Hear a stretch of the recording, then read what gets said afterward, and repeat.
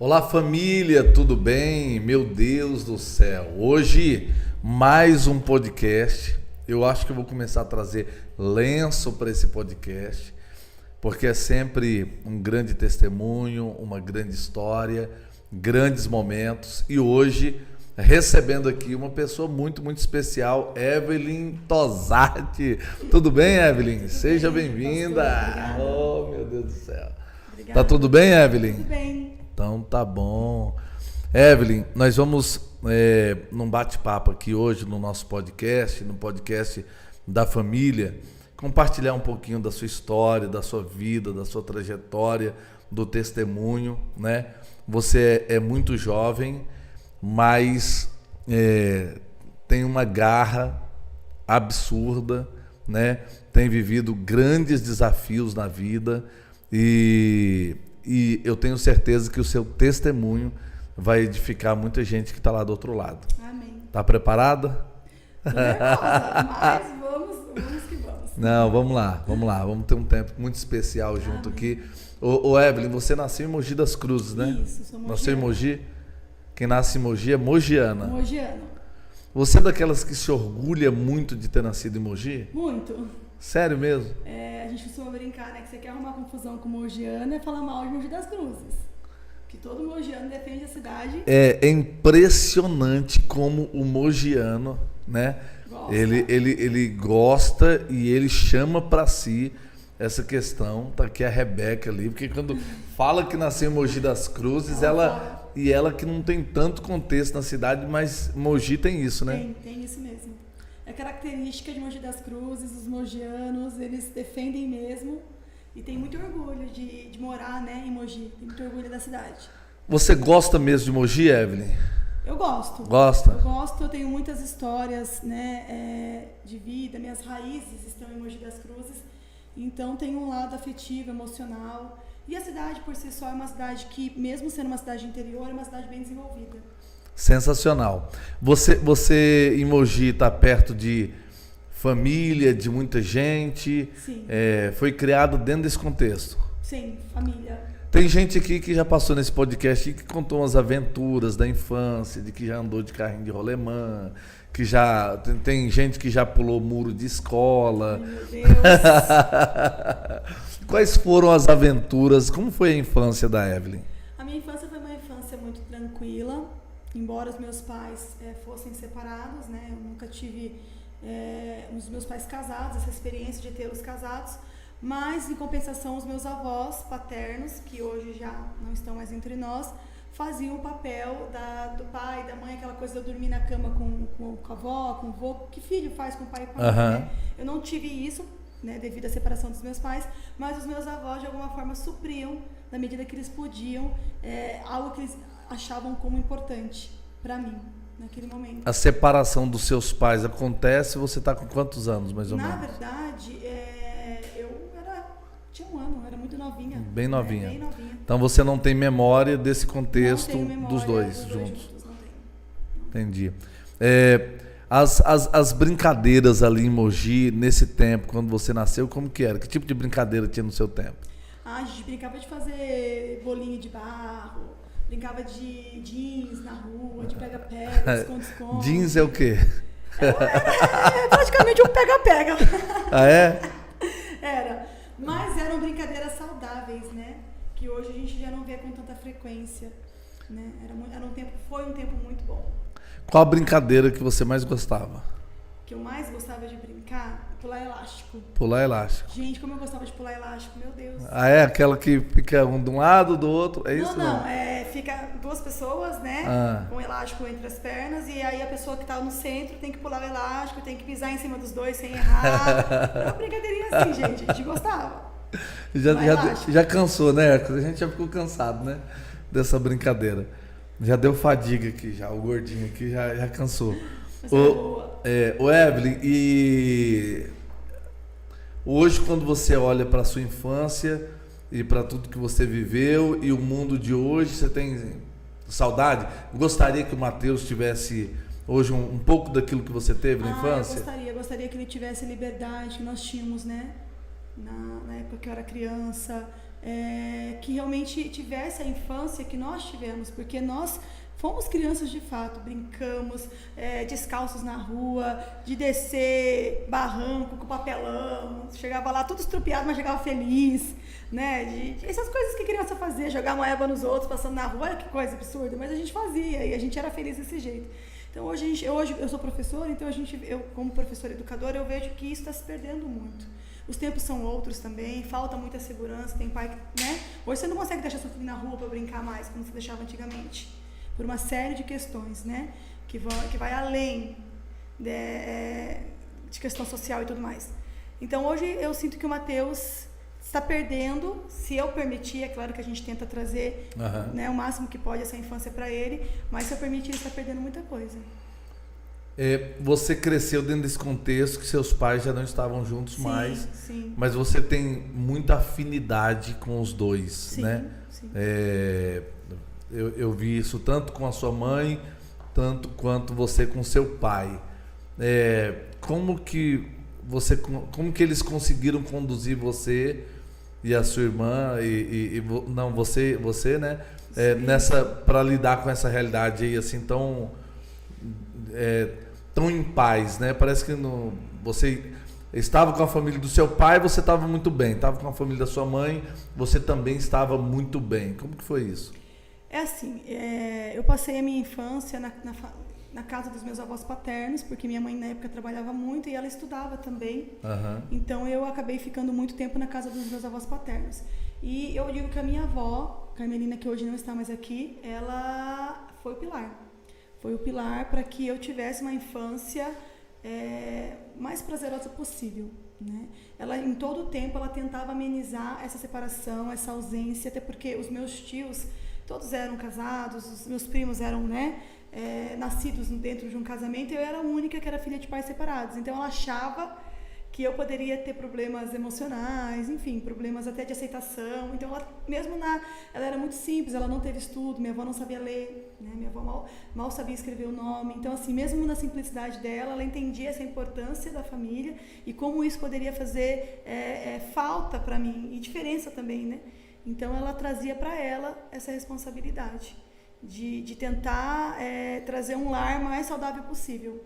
Não vivia em guerra os pais ali, não? Não vivia, né? Tinha tudo para viver, né? As circunstâncias eram favoráveis para isso, mas graças a Deus, cada um, né, respeitando o seu espaço, as coisas foram acontecendo. E eu fui crescendo. Evelyn, a sua conversão se dá em que momento?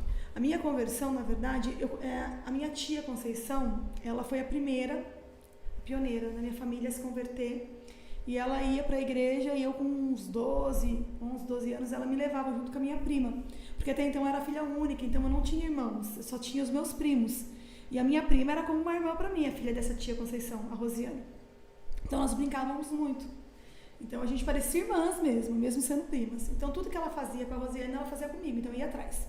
E ela começou a ir para a igreja, num contexto muito difícil da vida dela, que foi Deus que deu a base, a estrutura para ela, né, manter firme de pé, e nós íamos juntas.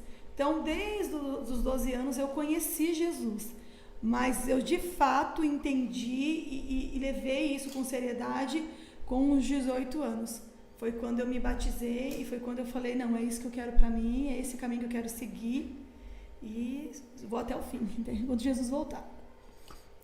E aí assim, a sua tia Conceição, ela então acaba sendo um pilar ali, muito importante. Muito. Depois, né, por meio dela, muitos outros membros da minha família vieram a se converter e hoje, graças a Deus, a minha família paterna, em sua maioria, é cristã. Tá. 18 anos.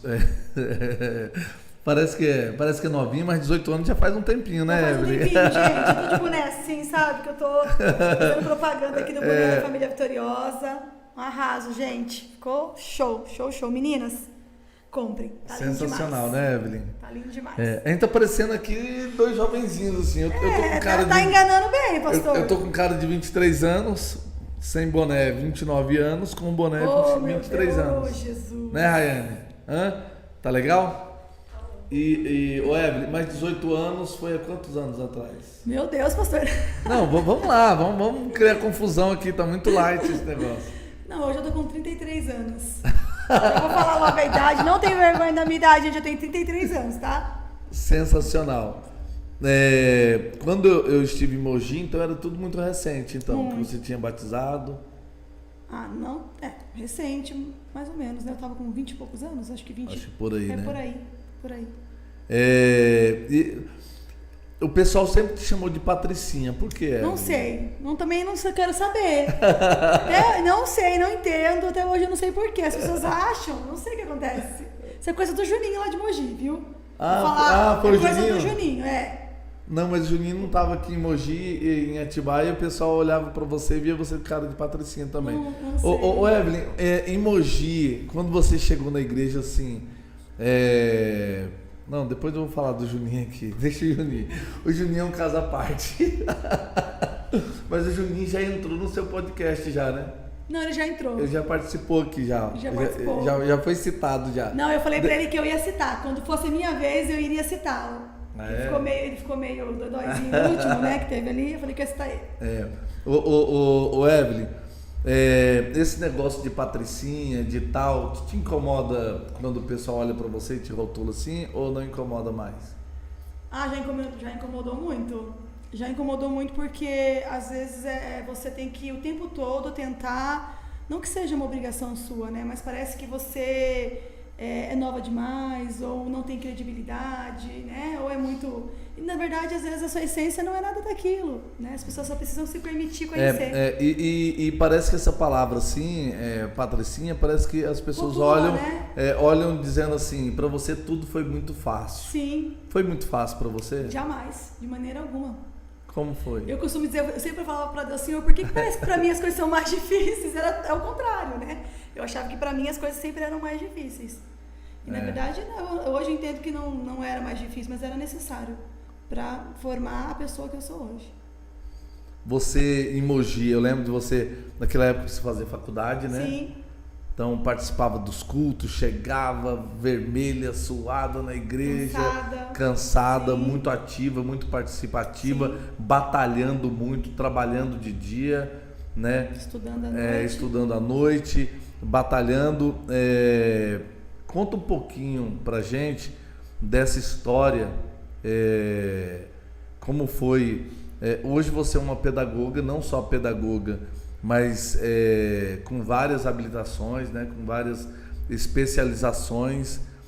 Por que a pedagogia? Como foi o desafio, né, como tem sido o desafio da construção dessa carreira? Conta um pouquinho pra gente.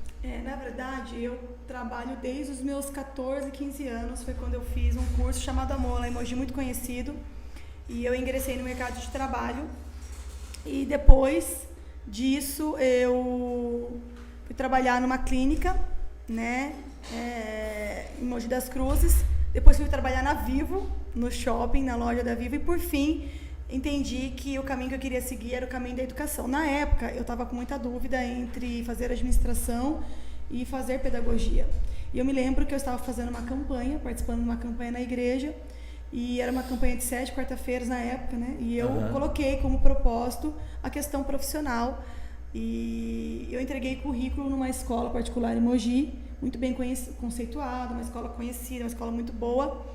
E eu me lembro que na época haviam acabado de contratar uma pessoa, e a pessoa que pegou meu currículo, ela falou para mim assim: nossa, se você tivesse vindo um pouco antes, a gente poderia até fazer uma entrevista com você, mas a gente acabou de contratar algumas pessoas, mas se surgir uma oportunidade, a gente entra em contato com você. E nesse período eu estava fazendo, né, estava com um propósito com Deus, e orando em prol dessa profissão. Na verdade, nessa época eu já estava até cursando pedagogia, para falar a verdade, mas ainda estava com dúvida se eu iria se eu iria continuar nessa área ou se eu iria mudar para administração. E durante esse processo surgiu a oportunidade de trabalhar nessa escola, me ligaram e eu fiz a entrevista e, enfim, resumindo, no último dia daquela campanha que eu estava fazendo, no dia seguinte, foi numa quarta, eu me lembro como se fosse hoje, na quinta-feira me ligaram me contratando, né? E aí eu entendi que era o que Deus tinha para a minha vida. Eu estava orando em prol desse propósito, da minha profissão, e Deus me confirmou que era a pedagogia, que era nessa área da educação que Ele iria fazer grandes coisas na minha vida. E assim tem sido. Você teve que gerar tudo isso assim, com muitas batalhas, né? Sim. Com muito desafio. Como que foi o dia a dia de trabalhar, fazer faculdade? Como que foi isso? Foi muito cansativo, não vou mentir, mas eu sempre fui uma pessoa muito insistente. Quem me conhece sabe disso, sou uma pessoa muito insistente e quando eu tenho um objetivo, um foco, eu sou determinada. Então, eu deixava de lado o cansaço, deixava de lado, muitas das vezes, a fadiga, e eu focava no objetivo, aonde eu queria chegar. Então, isso me motivava e me fazia não desistir. Você vai para Mogi, para a igreja, né? Você vai para Mogi, não. Eu que fui para Mogi. Né? Eu que fui, você já estava lá. Já estava lá. E aí, você vai congregar com a gente lá. E aí, chega lá, você tá 2 pessoas, tem Juninho e tem Jorge. Ai, meu Deus. Como que foi esse período, Evelyn? Quando foi que você olhou pro Jorge e falou assim, é ele? Gente, eu acho que a primeira vez que eu ouvi na igreja, ele já me chamou a atenção. Porque ele é uma pessoa muito alegre, né? De sorriso largo, uma pessoa muito simpática. E ele me acolheu e me recebeu tão bem. Ele te acolheu bem? Ele me recebeu bem, Jorginho. recebeu bem. E aí eu pensei, nossa, que menino simpático, né? Que garoto simpático, educado. E aquilo já me chamou a atenção, né? A forma com a qual ele tratava as pessoas. E até hoje trata, né? Então... Mas ele deu um tratamento especial? Não? O Jorge sempre foi difícil, viu? Ô, menino difícil. Olha, o Jorge foi difícil. Difícil. Ô, Evelyn, aí você chega... Então, de primeiro você já olha e vê que ele é diferente. Você olha e vê que ele é diferente. Então, quando você olha e vê que ele é diferente, e você começa ali, de repente, não sei como que foi, e aí tinha um camarada no meio do projeto aí, que era o Juninho. Como foi lidar com o Juninho nesse processo aí? Gente, eu costumo dizer que o Juninho foi o filho que Deus nos deu, não é possível. Meu pai querido, o Juninho, ele era um protetor do Jorge, viu? Um puxa-saco, pastor. Não era não. Puxa-saco. Tô brincando, o Juninho é um parceiro, um amigo, ele blindava muito eu acho que essa palavra protetor, ela representa bem o Juninho naquela fase, né? Muito, demais. Ele era protetor e ele blindava mesmo o Jorge. E era parceirão do Jorge, era amigão do Jorge. Até hoje essa amizade, né, permanece. Anos já se passaram e eles continuam muito amigos. Eu acho que é recíproco, né? Quando foi pra você aproximar ali, o Juninho criou dificuldade? Muitas barreiras. Eu não podia sentar no banco da frente. Não podia? Ele falava assim, respeita a minha história, esse é meu lugar. Lá atrás.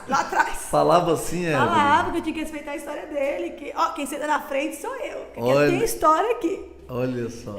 Marrento, mas folgado. Aí hoje você fala como pra ele? Eu falo pra ele, querido, respeita a minha história. Hoje você lá atrás e eu aqui na frente. E vai pianinho. Então, quando começa ali surgir a possibilidade do Jorge vir pra Mogi, como que é isso pra você? Pra Atibaia? Isso, pra Atibaia. É muito difícil, né? Porque até ali, naquele momento a gente já tinha namorado, enfim, e sentimentos, né, surgiram, expectativas em relação àquela relação e todo término é muito difícil. E aí você tá vendo as coisas mesmo meio que desabar ali.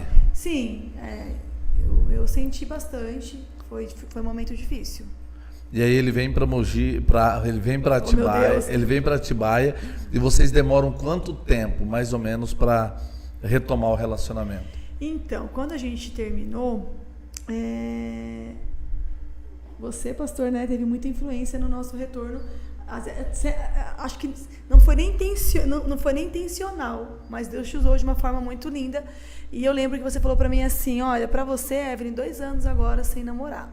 2 anos aí, se curando, né, buscando em Deus, né, enfim, restabelecendo aí algumas conexões dentro de você. E realmente foi isso. Eu fiquei 2 anos sem namorar. Esse período eu estava muito focada no trabalho, na faculdade, então minha cabeça estava bem ocupada. E eu me lembro que quando o Jorge me ligou perguntando se eu estava solteira, enfim, se eu ainda estava esperando em Deus, eu disse que sim, que estava solteira. E aí depois que a gente reatou, ele falou pra mim que se eu tivesse namorado com alguém nesse período, ele provavelmente não teria voltado, porque ele entenderia que não era pra ser. Então, foi um momento, acho que dos dois, né? Tanto pra mim quanto pra ele, da gente se conhecer melhor, da gente buscar realmente em Deus, sobre a nossa vida sentimental. E estamos aí agora. Você acha que não foi intencional a minha participação aí? Não, eu acho que você tentou de alguma forma me ajudar e ajudar também o Jorge, mas não no sentido de empurrar um para o outro. Uhum. Mas ali foi uma intervenção pastoral mesmo. Pastoral. Olha as revelações aqui hoje, né? Porque ali ficou muito claro para mim que o Jorge estava colocando um ponto final, temporário, né? Temporário, e que esse ponto final temporário era porque ele estava vindo para uma realidade que ele não teria nenhum recurso, né? Não ganharia nada, ele estaria como voluntário aqui na igreja, que foi o período que ele ficou, e ele não queria manter você num compromisso, de repente dizendo assim: Jorge, e aí, quando é que a gente vai casar? Você não ganha nem um centavo, como que a gente casa? Então, a minha leitura foi essa. E eu pensei assim, eu preciso segurar a Evelyn aqui, ela entender que é temporário, né? E que lá na frente, aí depois você passa um Pix aí, né, Hércules? Passa um Pix, a gente resolve isso daí, tá tudo certo, entendeu?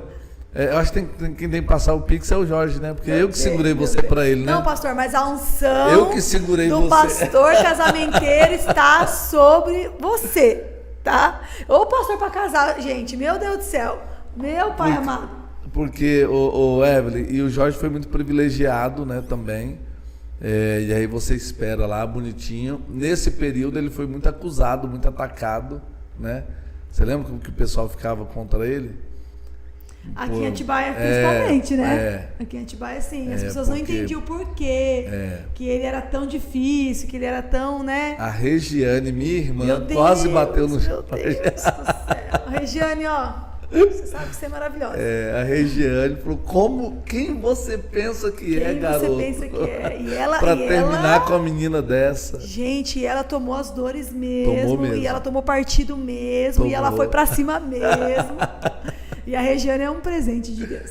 Evelyn, e aí quando vocês retomam o relacionamento, aí já é com uma possibilidade de casamento, já algo já bem direcionado, né? Sim. Quando ele me ligou e a gente conversou, e ele deixou bem claro isso, que se a gente reatasse, se assim fosse do meu querer também, da minha vontade, seria para casar. Porque a gente já havia namorado, né? Uhum. Já conhecia a família um do outro, já não tinha mais o que namorar. Uhum. Agora era para casar mesmo. E aí eu falei que sim, que seria para casar, que eu entendia dessa forma também, e aí a gente reatou. Lidar com o Jorge, com o ministério, nesse período, como que foi para você? Foi desafiador. Foi desafiador porque o Jorge já estava muito intenso no ministério, ele era full time, integral, seminarista na época, e, enfim, passando todas as dificuldades que só um seminarista sabe, só quem é seminarista sabe, mas muito feliz de estar onde ele estava, entendendo que era o centro da vontade de Deus para a vida dele, e eu estava muito comprometida com o meu trabalho no secular, então entender isso foi desafiador. Você chegou a ser mantenedora dele durante um período? Ajudei de alguma forma, sim. Fui. Ele como seminarista ali, tinha uns mantenedores, você era Eu era uma das mantenedoras e não tinha nada com ele. Até então, nós havíamos terminado e nós éramos apenas amigos. Mas eu ajudei de alguma forma. Tinha só um sonho, né? Eu quero ele pra mim.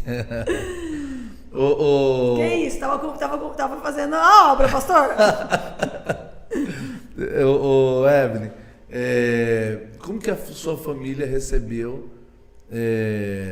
quando como que era para você contar para sua família que você estava noiva, né, de um rapaz que era do ministério,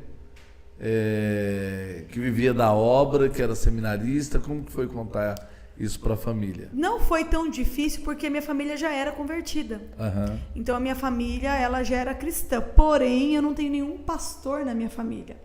né? Então, assim, eles entenderam, né? Mas tem muitas coisas naquela época que para eles ainda era algo que eles não conheciam, por a gente não viver essa realidade ministerial dentro de casa, né?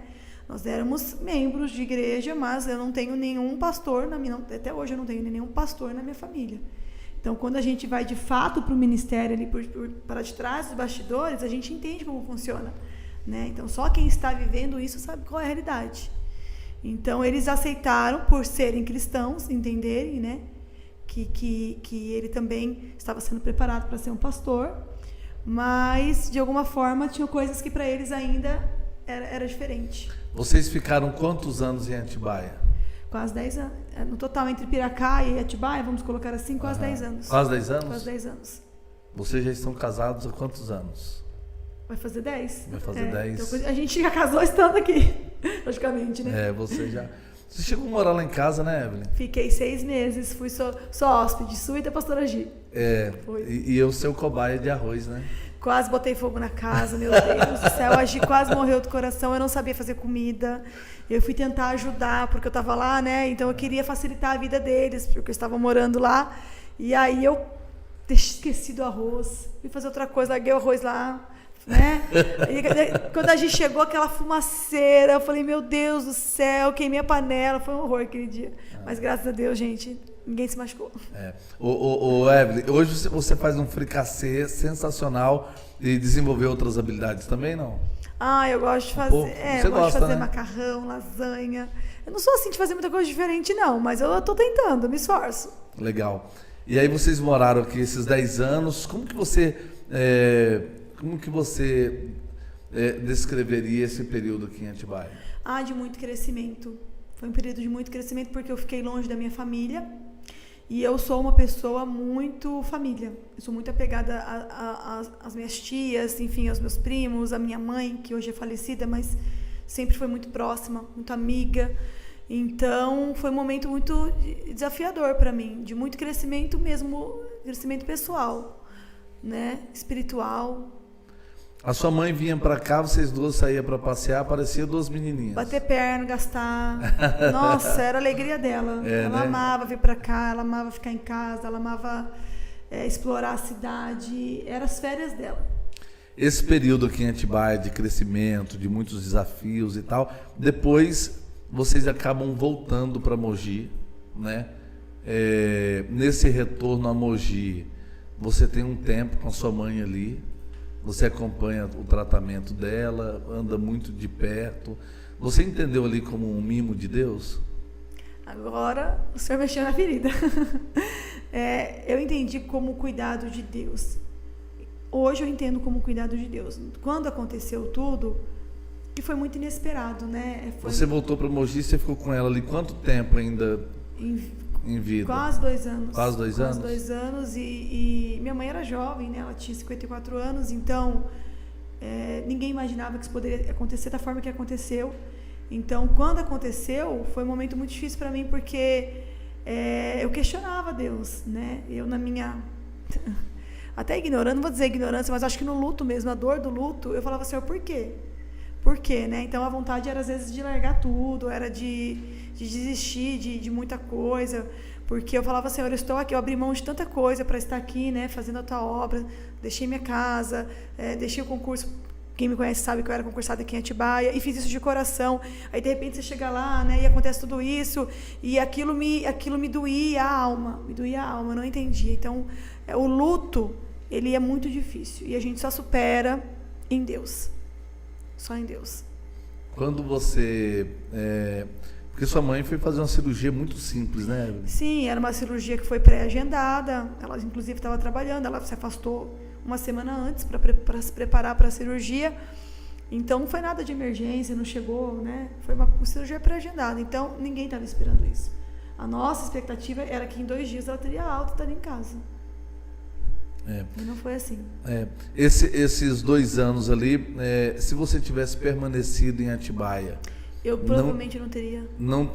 E não tivesse voltado para Mogi, acompanhado todo o tratamento, acompanhado ela de perto, ficaria um peso para você? Com certeza, porque eu fiz lá em Mogi tudo que eu podia fazer. Só não fiz mais porque não deu. Mas tudo que estava ao meu alcance, eu fiz. Então, eu sei que se eu estivesse aqui na rotina que eu tinha, né, enfim, no meu trabalho, eu não conseguiria estar tão presente como eu estive, acompanhando em consultas, acompanhando até em consultas em São Paulo, dormindo no hospital, madrugadas. Então, eu estive muito presente ali com ela. Quem recebeu a notícia do falecimento dela fui eu, que fui até o hospital, fui eu desde o início. Hoje, como que você está lidando com isso, Evelyn? A gente fala, a gente costuma ouvir, né, que com o tempo passa. Eu acho que primeiro a gente não esquece, porque a gente não tem amnésia, a gente nunca vai esquecer. Mas eu acho que não é que passa, eu acho que a gente aprende a lidar. Com o tempo a gente aprende a suportar, a gente aprende a lidar, a gente começa a olhar para outras coisas que ficaram, como meu filho, que hoje precisa de mim, né, que é dependente, como meu esposo, como meu pai. Então eu tento ter um olhar hoje de gratidão por aquilo que ainda está aqui, né? E entendendo que é só Deus, que é um dia de cada vez, né? As datas comemorativas sempre são muito difíceis, dói muito, e as lembranças, o que fica nessa vida mesmo são as lembranças, né? Hoje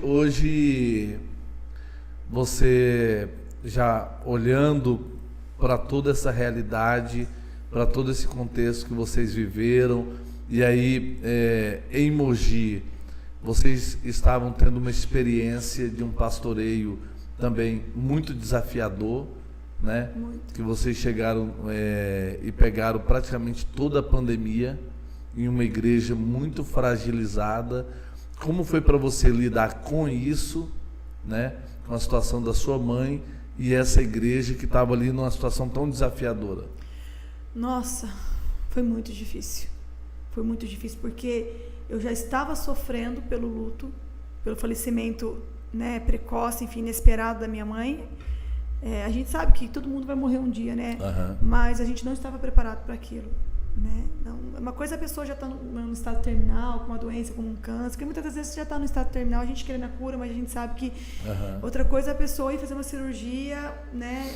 Enfim, pré-agendada e acontecer tudo o que aconteceu. Então já era muito difícil para mim entender isso e lidar com os desafios da igreja, como o senhor mesmo falou, pastor, fragilizada, enfim, com todos os desafios que já tinha lá, foi bem complicado. Foi um período muito difícil, mas também foi um período que a gente mais viu o cuidado e a provisão de Deus. A gente viveu e experimentou de perto o que é ser cuidado por Deus. Amadurecer dói, né, Evelyn? Muito. Crescer dói. E você viu o crescimento nesse processo de dor? Demais, muito. Eu acho que eu cheguei com uma visão e hoje eu já tenho uma visão completamente diferente. Até em relação ao Ministério Full Time, né? Vivendo essa experiência, né? Hoje, gente, costumo falar que a gente trabalha muito mais full time na igreja do que fora. É muito trabalho mesmo. Hoje eu não estou mais full time na igreja, eu estou trabalhando no secular, mas eu falo com propriedade que é muito trabalho. Se dedica muito. O Jorge, como que você vê o ministério do Jorge? Eu vejo o ministério, Deus tem algo muito lindo na vida do Jorge, né? Eu acho que o Jorge é aquela pessoa que, pelo contexto familiar que ele teve, tinha tudo para dar errado. Tinha tudo para dar errado mesmo, não por ele, mas pelo contexto familiar, né, ao qual o Jorge veio. Mas Deus já tinha outros planos para ele. Deus já tinha outros projetos para a vida dele. E hoje eu sei que ele tem tudo para dar certo, porque ele tem Deus, sempre esteve presente. Hoje vocês estão praticamente entre Mogi e Atibaia, nesse percurso aí, e recebendo muitas promessas de Deus. Eu costumo dizer que Deus não tem dificuldade de cumprir as promessas dele. Mas o grande desafio do próprio Deus é moldar em nós, né, a estrutura para viver a promessa. Hoje, diante de tudo que vocês passaram e têm passado, e de todas as promessas de Deus sobre a vida de vocês, você percebe claramente Deus forjando, preparando vocês para viver essas promessas? Ah, com certeza. Percebo que tudo foi necessário. Tudo foi necessário. A gente só aprende quando a gente vive aquilo, né? Então, era necessário passar por muitas coisas para que a gente amadurecesse em muitas áreas, né? E o Jorge, só voltando, retomando a pergunta do ministério, né? Como que eu vejo o ministério dele? Eu vejo o ministério em ascensão, em crescimento, porque está dentro dele. O chamado está nele, né? Não fui eu, não foi o Senhor, não foram homens que chamaram ele para o pastoreio. Foi Deus, né? Foi Deus que chamou. E isso está além do que a gente pensa, né? Do que a gente acha, das nossas opiniões. Então, eu vejo uma pessoa muito dedicada ao reino, uma pessoa muito comprometida com as coisas do reino, que leva com muita seriedade, uma pessoa que tem defeitos como qualquer um de nós tem, eu também tenho inúmeros defeitos, mas é uma pessoa que eu sei que foi Deus. Que Deus está estruturando vocês para viver essa promessa. Com certeza. O que mais te chama a atenção dentro da igreja, do ministério, quando você olha o seu ministério, você entende que Deus te chamou para desenvolver o quê? Olha, eu nunca me imaginei sendo pastora de igreja, assim, presidente, vamos dizer assim, né? Então, para mim, isso foi um dos maiores desafios da minha vida, né? Eu sempre me imaginei casada, tudo bem, com pastor e auxiliando outros pastores, mas nunca eu à frente de algo. Então, depois dali, eu descobri que se Deus estiver comigo, eu estou apta a fazer aquilo que Deus mandar, né? Porque na igreja lá em Mogi, eu fiz de tudo, né? Como disse, uma vez foi uma pastora lá, né, que Deus usava muito ela, e ela falou, Deus fala que você aqui faz tudo. Você, desde abrir porta até limpar a privada. E realmente era isso mesmo. Ali eu levava com muita seriedade, com muito amor. Então, hoje eu entendo que aonde Deus me colocar, seja no Ministério Infantil, porque eu gosto muito de trabalhar com crianças, eu sou professora, então eu gosto muito, seja no Ministério com mulheres, se Ele estiver presente, me capacitando, eu sei que vai dar certo. Você encara. O que significa para você, qual o peso dessa palavra aqui, família? Família é o pilar, é a base. Para mim sempre foi base, né? E embora os meus pais fossem separados e eu não tive, né, aquela estrutura familiar que né, debaixo daquilo que Deus instituiu como projeto, que família é projeto de Deus, eu sempre quis algo diferente para mim. Então eu falava para Deus, Senhor, eu quero que comigo, pela tua misericórdia, seja diferente. Eu quero fazer tudo certinho, eu quero namorar, eu quero noivar e, enfim, eu quero casar. E eu quero que seja tudo certinho, sem pular etapas, porque eu via muitas pessoas pulando etapas ao meu redor. A minha mãe pulou etapas, e eu sei que isso tem um peso muito grande, porque eu via isso de perto. Então eu queria que fosse diferente. Isso aconteceu, claro, pós-conversão, porque antes de eu me converter, eu não tinha essa maturidade, eu não tinha esse entendimento da palavra de Deus acerca do que é família, mas já respeitava e amava muito fazer parte de uma família, né? Porque a minha família paterna é muito próxima, muito unida. Então, Evelyn, se você fosse citar aqui 5 pessoas que marcaram muito forte sua vida, quem que você citaria? 5 pessoas são poucas. Eu tenho mais do que 5. Mais do que 5. Tenho mesmo. Mas assim... Já veio com a listinha já? Não. Eu tenho mais do que 5, pastor. Eu tenho, assim, mãe e pai, né? Isso aí, em primeiro lugar, depois, né? Primeiro ser, mas assim, pessoas aqui foram meus pais. A minha mãe e meu pai não teria chegado até aqui se não fosse por eles acreditarem em mim. Eles sempre acreditaram que eu era capaz e sempre me apoiaram e de alguma forma investiram nos meus sonhos, mesmo às vezes sem condições, faziam sacrifícios para que eu pudesse estar aqui. Então, assim, essa conversa de patricinha, gente, é furada, viu? Não existe. Sempre foi tudo com muito sacrifício, muito trabalho mesmo. Abrindo mão de muitas coisas, de muitos luxos para alcançar um objetivo. Então, seriam meus pais fundamentais. Sem eles eu não chegaria aqui. Os meus pastores, né? Eu incluo o senhor, a pastora Gi e outros pastores, né, que passaram pela minha vida e que foram um instrumento de Deus para aquele tempo, para aquele momento, com palavras de sabedoria e que me ajudaram muito também. A minha cunhada Vanessa, ela é um presente de Deus. Em momentos muito precisos, ela aparecia, ela se manifestava ali, né? Ela sempre estava muito presente.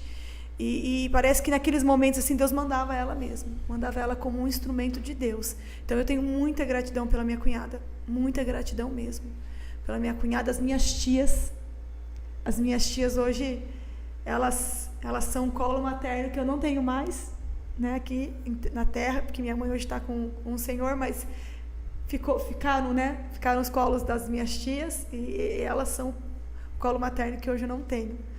Então, elas têm feito esse papel muito bem, sempre fizeram. E também são uma bênção. As minhas tias Conceição, minha tia Maria, minha tia Antônia, são as minhas preciosas, os meus chuchuzinhos. Terminou a lista aí? Porque eu sei que essas pessoas são importantes. E eu tenho que falar da minha boadrasta, gente. Se eu não citar minha boadrasta, ela vai ficar chateada comigo, viu? Porque eu não falo que ela é madrasta, porque eu acho que madrasta é um termo muito pesado. Então, por onde eu vou, eu falo boadrasta. As pessoas riem. Como que é o nome dela? Eu falo boadrasta. Porque é o que ela é para mim e para o meu filho. É uma boadrasta. Então, a Diana, que é a esposa do meu pai, também é um presente de Deus na minha vida. Ela nos ajuda muito. Ela me ajuda muito, me dá um grande suporte com o Mateus lá em Mogi. Então, assim, eu não posso deixar de citá-la e de agradecer a Deus também pela vida dela. O que você gostaria que as pessoas conhecessem de você, da Evelyn, e que as pessoas normalmente não conhecem? Da Evelyn? Eu acho que eu sou uma pessoa muito coração, sabe? Eu sou uma pessoa que o que eu puder fazer para ajudar, eu vou fazer. Então, eu queria que as pessoas conhecessem esse meu lado mais afetivo, sabe? De tentar ajudar, de tentar se colocar no lugar do outro. Eu tento ser melhor a cada dia. Eu me esforço. Hoje, qual é o seu maior projeto para o Mateus como mãe? O que você se preocupa? Fazer se eu guardo o Mateus? Qual a sua grande inspiração para ele? O meu maior projeto é conseguir exercer aquilo que Deus deixou sobre mim como responsabilidade, que é educar ele no caminho que ele deve andar. Esse hoje é o meu maior projeto. Você vai ser mãe de novo, Evelyn? Tô querendo. Tá querendo? Ô, Jorge, ajuda aí. Tô querendo. Manda um recado pro Jorge aqui, Evelyn. Tadinho. Fala pra ele aí. Não, a parte dele tá fazendo. Tá? Parabéns, meu amigo. Ô, Evelyn, que bacana, que legal a gente batendo esse papo aqui. E aí eu quero meio que fechar esse ponto aqui para falar algumas coisas com você bem rapidamente aqui, porque você é muito engajado em muitas questões, questão política. Hoje há um bombardeio muito forte, né, em relação às crianças. Como que você vê tudo isso, Evelyn? Essa didática de ensino e a forma como hoje a família vai sendo quase que tirada, né, do contexto. Eu acho interessante, por exemplo, hoje, do ponto de vista da sexualidade, a intenção é que as crianças tenham liberdade de opinar até em relação à questão de mudança de sexo. Sim. Né? E decidir sem o consentimento dos pais. Isso é o que se pensa para as crianças, né? Já um homem casado, com mais de 40 anos, com os filhos, quando ele vai fazer uma vasectomia, por exemplo, ele precisa da autorização da esposa e dos próprios filhos. Então, assim, uma inversão de valores gigantesca. Grande, isso. Como que você, da área da educação, transita no meio de tudo isso que tem sido gerado? Olha, com muita cautela, não vou mentir, porque o Estado é laico, então eu sou professora da rede municipal, então a gente não consegue introduzir uma religião específica, né, justamente pelo Estado ser laico, mas aquilo que está ao meu alcance, de uma forma muito educada, sem ser invasiva, eu não deixo de fazer, né? Eu não deixo de me posicionar como cristã, eu não deixo de me posicionar de acordo com as convicções que eu tenho, né? E às vezes Deus me permite, em reuniões de pais, no momento ali, eu e a mãe, surge a oportunidade de falar de Jesus, de falar do amor, de às vezes ministrar. Já aconteceu muitas vezes isso, né? Era uma reunião de pais, mas aí a mãe acaba desabafando algumas coisas, é aquele momento que Deus me permite, com sabedoria e graça, falar do amor dele. Então eu acho que hoje está havendo sim uma grande desconstrução, né, da instituição família. Os valores estão sendo perdidos, a responsabilidade está ficando toda realmente para a escola, e isso só vai gerando o quê? Uma sociedade muito fraca, né? Uma geração muito fraca. Os pais estão se ausentando e deixando o Estado tomar conta dos filhos? Sim. Você percebe isso? Sim, muito, muito. Os pais, na verdade, eles não sabem como lidar com os filhos, né? Assim, você falar, olha, você precisa conversar com seu filho está tendo tal comportamento, mas eu não sei mais o que fazer. Eu já tentei de tudo. Eu já tirei celular, já tirei televisão, já deixei de castigo. Ele quis me enfrentar, que é os relatos que eu ouço dos pais. Ele veio para cima de mim, uma criança de 7, 8 anos. Veio para cima de mim e eu não sei mais o que fazer para resolver essa situação. Então, eles também estão perdidos. Porque não tem base, não tem base, não tem estrutura, né? Em Atibaia, aqui, esses dias eu fiz uma crítica para o prefeito, logo que ele assumiu, porque a igreja não está pedindo favor para ninguém. A igreja tem um posicionamento, é eles que vêm pedir o favor da igreja. Sim. Normalmente, né? Alguns pastores, infelizmente, acabam pedindo favor também, e isso acaba sendo muito ruim. Mas uma coisa que eu coloquei com o prefeito aqui é a questão de respeitar os valores da família, né? Porque, por exemplo, Atibaia hoje não tem mais dia dos pais, não tem mais dia das mães, agora é o dia da família, porque assim não ofende ninguém.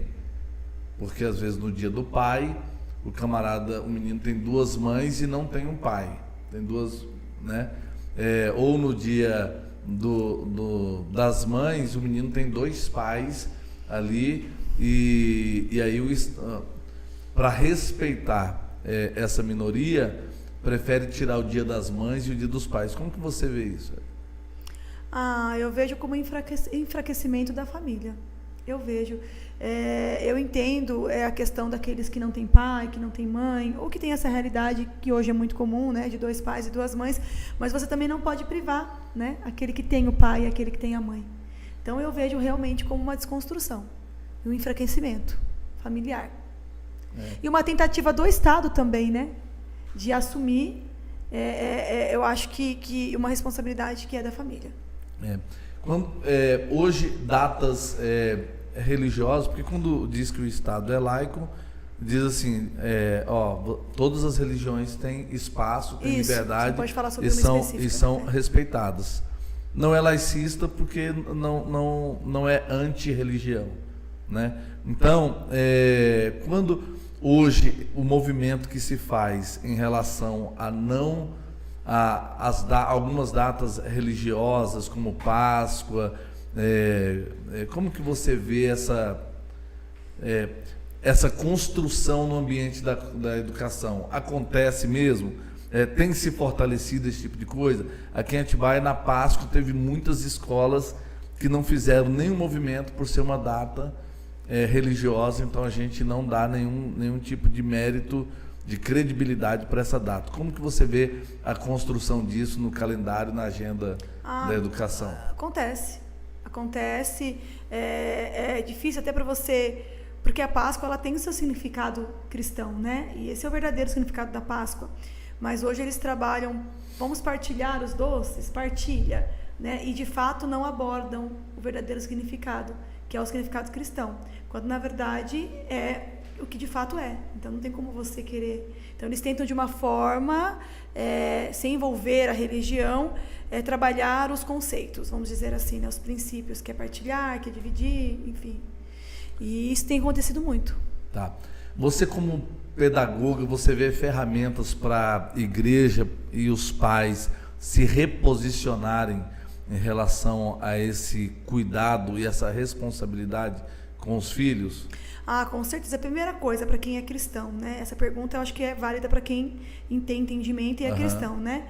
E até para quem não é, mas sim, né? Mas de uma certa forma simpatiza, enfim. Educar o filho no caminho que ele deve andar.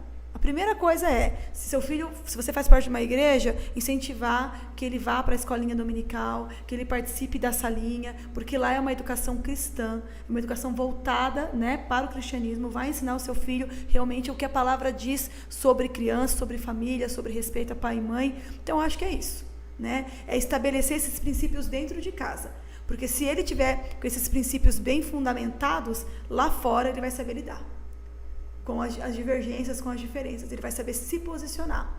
Então, a primeira coisa é essa, né?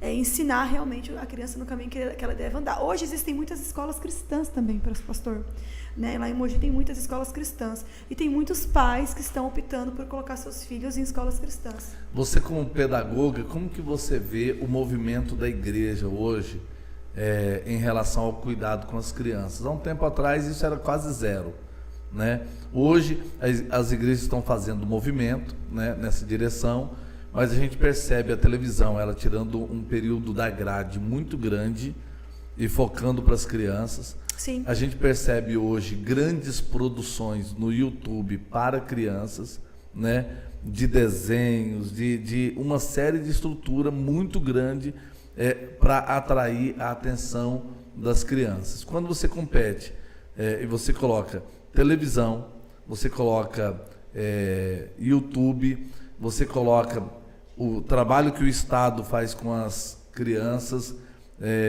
na formação ali, deturpando, desconstruindo algumas coisas. Em que lugar está a igreja nesse ranking?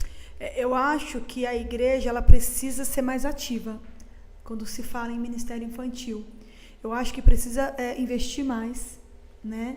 E os pais também têm que entender a importância desse ministério, né? Porque às vezes a gente vê pais levando o filho para o shopping, levando o filho para a festinha do amigo, levando o filho para a festinha da escola, e às vezes tem um cultinho, tem uma programação na igreja e o pai não traz. Então eu acho que é uma engrenagem, né? E eu acho que a igreja ela precisa ser mais atuante. Ela precisa investir mais no ministério infantil, porque hoje o foco tem sido a nova geração, porque a nossa geração já tem uma mente formada, dificilmente alguém vai mudar, entendeu? Mas essa geração que está vindo, essa geração ainda é manipulável. Então, o foco tem sido essa nova geração. Então, a gente tem que olhar com um olhar muito mais atento, né? Com um olhar, despertar o olhar para o ministério infantil, porque ele é muito importante. Vamos fazer uma mesa redonda, Evelyn, falando desse assunto, sobre educação infantil na igreja, falando sobre o posicionamento da igreja em relação às crianças, ao Ministério Infantil. Vamos reunir um grupo aí, uma equipe, para a gente falar sobre isso, porque hoje a igreja ainda está querendo desenvolver alguma coisa com fantoche. Sim. Né? Tudo bem o fantoche, mas já tem uma produção de última geração, né? Então você observa hoje todas as crianças, elas estão conectadas a aquilo que é produzido pela Marvel, né? Então as crianças contam todos os projetos. Você pega aí uma criança aqui na igreja de 10 anos, ele fala, não, a Marvel produziu isso, produziu aquilo, fez isso, depois desse vem aquilo, aí vem o Thor, aí vem aquilo, aí vem um monte de coisa, e aí e a gente fica lá querendo ainda fazer desenhinho, né? E às vezes com muita dificuldade, até para fazer algumas coisas muito pequenas. A gente precisa criar um movimento diferente, né? Eu acho que a gente tem que invadir, sim, as mídias sociais. É claro que tem a questão do recurso também, né? Cada igreja trabalha como pode, dentro das suas condições e limitações. Mas eu acho que havendo possibilidade e juntando forças, porque aqui a gente está falando em prol do reino, né? A gente está falando em prol de igreja A, de igreja B, a gente está falando em prol das crianças e da próxima geração. Então, eu acho que precisa, sim, investir em mídias sociais, nessa cultura digital, que hoje é tão forte, tão presente. Porque as crianças, elas acordam com o celular. Elas já nascem, parece que sabendo mexer em celular, você nem ensina, né? Então, que o foco e o olhar dessas crianças sejam para outras coisas também. Aplicativos, jogos, né, cristãos. Hoje, né, tem alguns, mas acho que poderia explanar um pouco mais isso. Ô Evelyn, nós estamos gerando aqui no nosso canal uma TV 24 horas. Hoje, você é psicopedagoga. Sim. Né? Em que você poderia acrescentar no projeto da nossa TV para alcançar essas famílias, orientar os pais, orientar a família em relação a como lidar com essas crianças? Em que a Evelyn, psicopedagoga, pode servir e ser útil às famílias diante de toda essa avalanche que vem contra as famílias? Trabalhando com certeza as emoções, né? Trabalhando primeiramente como lidar com as emoções e sempre focada e pautada no pilar, né? Que é a Bíblia. Né? Você viu aí, Hércules, que nasceu um programa aqui hoje, da nossa TV? Você viu aí? É só marcar a data, tá? Já chama o Rian aí, tá? Pra gente gerar a data. E aí, Evelyn, nós vamos juntos servir as famílias, nós vamos juntos blindar os nossos filhos, blindar as famílias em relação a tudo aquilo que está sendo gerado. E é muito bom que você se levante como uma voz mesmo, porque eu lembro que há alguns anos atrás você estava aqui e nós discutimos o plano diretor, né, de educação, que é o plano que viria para 10 anos. Sim. E aí, muitas coisas que estavam naquele plano lá, nós nos movimentamos como igreja, e você participou muito ativamente ali, pontuando algumas coisas, e eu quero chamar você para assumir isso, assumir esse lugar, entendeu? Hoje você é concursada, alguém que quiser retalhar você, você tem a sua garantia, né? Então, de pegar mesmo esse conteúdo programático, né, da Secretaria da Educação, e a gente discutir isso e mostrar para as famílias aqui o que é que o Estado está gerando e como é que está querendo entrar. Porque às vezes a igreja não quer se posicionar tanto politicamente, não quer ir lá na Câmara de Vereadores fazer um protesto, não quer ir lá na Assembleia, né? Não quer lá na Câmara dos Deputados gerar ali um posicionamento, mas é preciso chamar atenção para tudo isso, né? Sim, e hoje, pastor, está cada vez mais difícil, né? A gente trabalhar esses princípios e valores dentro da educação. A não ser quando é uma escola confessional, né, que aí a escola já é confessional e quem matricula seu filho já matricula sabendo que a escola é confessional. Mas hoje está realmente cada vez mais difícil você introduzir alguns temas dentro da escola, enfim, né? Porque a educação é um ato político, não tem como dizer que não é. Então, cada um tem o seu viés aí, tem o seu posicionamento, e a gente tem que ter muita sabedoria e muita graça até para abordar alguns temas. Então, vamos fazer isso, Evelyn. Vamos gerando essa construção aqui. E aí eu quero finalizar com você falando uma coisa seguinte. Esse dia nós tivemos aqui na Escola Bíblica um assunto sobre a sutileza das ideologias na desconstrução da família. Nós teremos agora eleições para deputado federal, deputado estadual, senador e presidente da República. O quanto é importante que os pais estejam atentos à ideologia na escolha do seu candidato, na escolha do seu deputado estadual, do seu deputado federal, do seu você que recebe essa programação lá da Secretaria da Educação e que sabe que isso tudo é gerado lá. Qual a importância da igreja abrir os olhos para votar e perceber a ideologia, acompanhar? Qual a importância disso? Fundamental, porque assim, na teoria, né, é tudo muito lindo. Mas quando você vai estudar mesmo sobre aquele plano de governo, né, sobre aquela ideologia que aquele determinado partido tem, você consegue entender qual é a real intenção, né, para onde eles estão querendo levar a família, as crianças, a sociedade num todo. Então é importante que antes de você votar, escolher o seu candidato, você pesquise sobre o partido dele, né? Você pesquise sobre as ideologias, sobre os projetos de lei, né? O que eles pensam sobre família, o que eles pensam sobre crianças, o que eles pensam sobre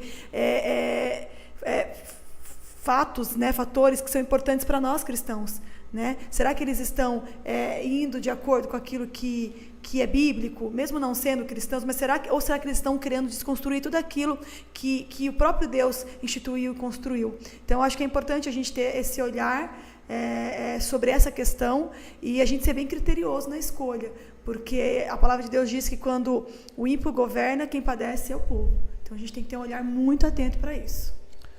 E é bom você chamando essa atenção, porque esse é o momento apropriado, né? E a gente consegue posicionar muita coisa no voto. Evelyn, do Plano Nacional de Educação, o que você destacaria aí como algo assim extremamente agressivo contra a família? Eu acho que essas datas, né, que estão sendo tiradas, né?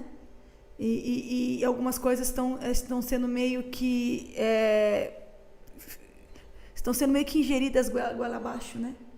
Eu acho que tem coisas aí que, infelizmente, sutilmente, como a gente já foi falando, é tudo sutilmente. Primeiro é uma data, né? Depois é um movimento aqui que quer estabelecer um dia, né, para tal movimento.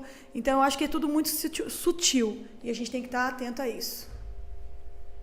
É importante que nessa reta final, e eu quero chamar você para isso, daqui para as eleições, a gente vai gerar muito conteúdo sobre política, sobre ideologia aqui, e você é convidada para vir um dia, tá bom? Para a gente falar sobre educação, para a gente falar sobre os partidos que têm construído uma ideologia antifamília dentro do plano de educação. Era projeto, né? A questão da ideologia de gênero, né? Foi projeto, ainda tem muitos municípios que isso ainda é muito forte e que foi, no caso, a bancada cristã que derrubou, né? Os vereadores, enfim. Outro dia a gente vai falar aqui sobre... tem muita coisa para falar, né? Não só em relação às crianças, mas também em relação... hoje o TUDIS, como que é? TUDIS? A linguagem neutra. A linguagem neutra, né? Amigues. Como que você vê? Amigues? Amigues. Hein? Como que você vê isso, Evelyn? A gente não vai entrar aqui profundamente sobre os diversos termos, mas como que você vê essa imposição da linguagem neutra? Uma aberração a língua portuguesa, a gramática, é um absurdo isso. Né? Eu acho que você não precisa mudar a sua linguagem para você se reconhecer, né? Enquanto homem, enquanto mulher.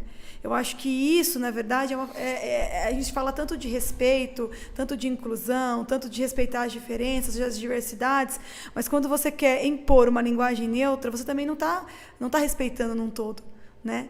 Eu acho que isso, para mim, na verdade, isso daí é desnecessário, é irrelevante, não muda em absolutamente nada. Falar sobre isso pontuar, né, para as famílias aquilo que está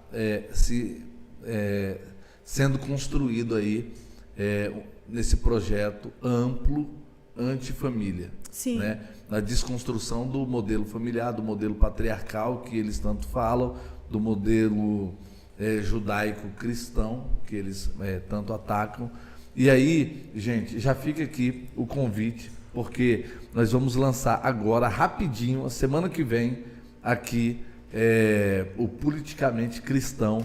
Eu quero chamar a sua atenção para a gente estar junto, tá bom? Pastor, eu queria só ressaltar, ele está falando sobre isso, né, sobre desconstrução, e me veio à mente agora um vídeo que nós recebemos, quando eu ainda pastoreava lá em Mogi, e o vídeo, enfim, tinha algumas pessoas que eram homossexuais no vídeo, E ele falava assim, vocês dizem que nós estamos querendo entrar na mente dos filhos de vocês? O vídeo falava assim como se fosse um grande coral, né? Várias pessoas cantando. E aí o vídeo falava assim, pois é, dessa vez vocês acertaram, porque é isso que nós estamos querendo fazer mesmo. E nós vamos fazer isso. Nós vamos desconstruir para que possa ser construído. Era essa a mensagem que o vídeo passava, né? Os filhos de vocês vão ensinar a vocês aquilo que a geração de vocês não aprendeu. Então, assim, é um bombardeio muito forte. E pesado. Pesado mesmo.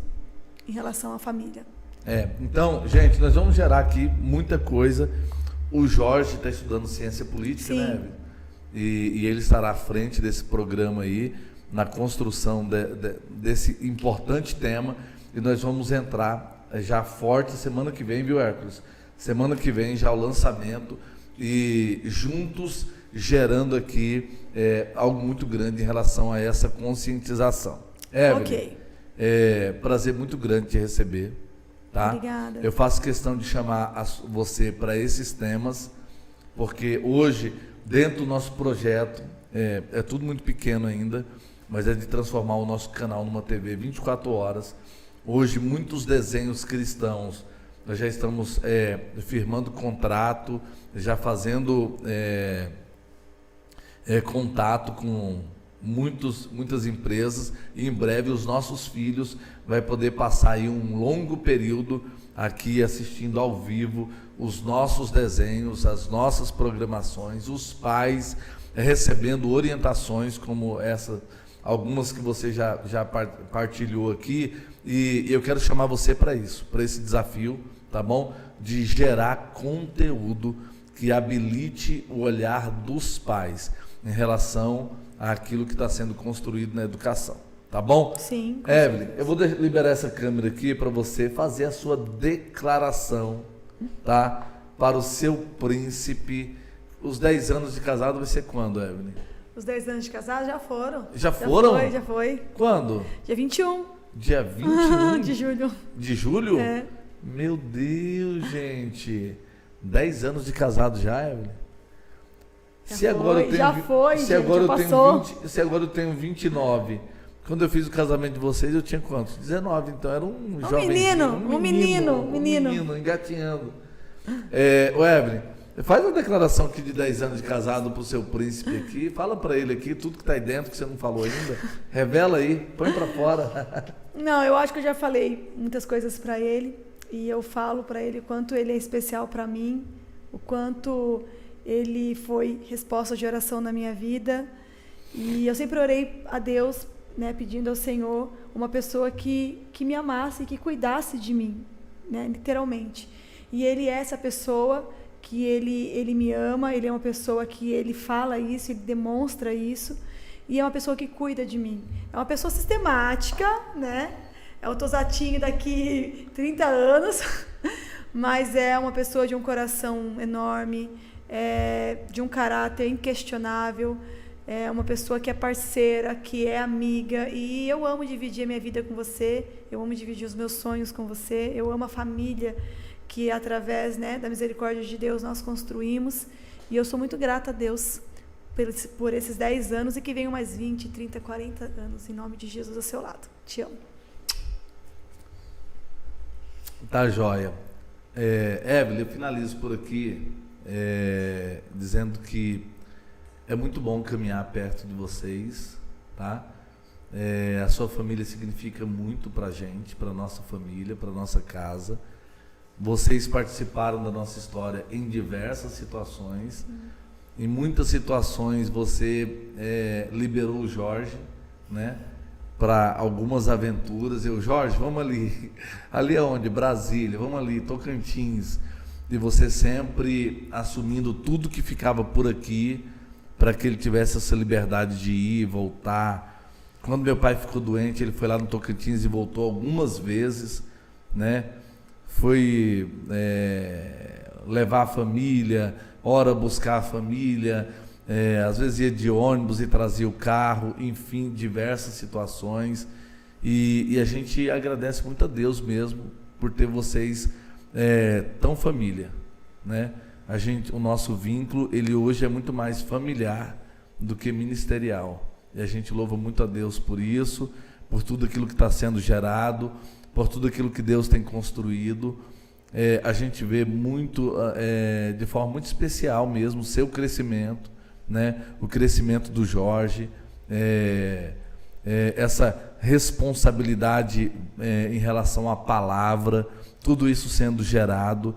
E fica aqui a nossa gratidão mesmo, nosso carinho por vocês, por tudo aquilo que Deus tem feito. Amém, tá bom? pastor. Que Deus continue gerando. Recíproco. Fica aqui o desafio para você em relação a construir conteúdo para a família, tá? Comece a gerar isso, porque não basta a gente falar assim, os pais não estão fazendo isso e a gente não dizer para eles como que deve ser, né? Muito mais do que criticar, a gente precisa começar a apontar o caminho, né? Então, vamos gerar esse conteúdo, vamos gerar esse perfil, né? Essa construção nesse ambiente em que os nossos filhos estarão seguros na visão, na proteção, no cuidado dos pais. Amém, Evelyn? Amém. Gente, eu sei que foi muito especial para você conhecer um pouquinho mais da Evelyn, testemunho de vida. Amém. A Evelyn não é patricinha. Não, gente, isso tudo é oposição. Não sou, nunca fui, não tem nada disso. Caiu não. por terra hoje aqui esse negócio de patricinha. A verdade veio à tona, foi Veio à revelada. tona. Conversa. Então, gente, que Deus abençoe você, que Deus abençoe sua casa. Conta aqui nos comentários em que esse bate-papo aqui edificou você e chamou a sua atenção, tá bom? Amém. Não esquece de inscrever-se no nosso canal e também compartilhar, tá bom? Glória! Deus abençoe, gente. Deus abençoe, Evelyn. Amém, Obrigado. pastor. Obrigado Fique pelo na convite. paz. Tchau, tchau.